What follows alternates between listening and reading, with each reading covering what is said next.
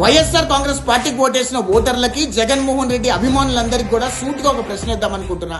2019 నుంచి 2024 వరకు 5 సంవత్సరాల అవినీతి జగన్మోహన్ రెడ్డి పరిపాలనలో ఒక ప్రభుత్వ భవనం నిర్మించలేదు, ప్రభుత్వ ఆసుపత్రులు నిర్మించలేదు, ఒక బస్టాండ్ నిర్మించలేదు, ఒక ప్రాజెక్టు పూర్తి చేయలేదు, కనీసం రోడ్ల మీద గుంతలు కూడా పూడ్చలేదు, రూపాయి పెట్టుబడి తీసుకురాలేకపోయాడు, రూపాయి సంపద సృష్టించలేకపోయిన జగన్మోహన్ రెడ్డి 5 సంవత్సరాల్లో 760 కోట్ల రూపాయల ప్రజాధనం దొబ్బేసి 26 జిల్లాల్లో ప్రభుత్వ భూములు కొల్లగొట్టి దానిలో వైఎస్ఆర్ కాంగ్రెస్ పార్టీ కార్యాలయాలు నిర్మించుకోవడం కరెక్టేనా అనే విషయం పట్ల సూటిగా వైఎస్ఆర్ కాంగ్రెస్ పార్టీ అభిమానులకి ప్రశ్నిస్తున్నా.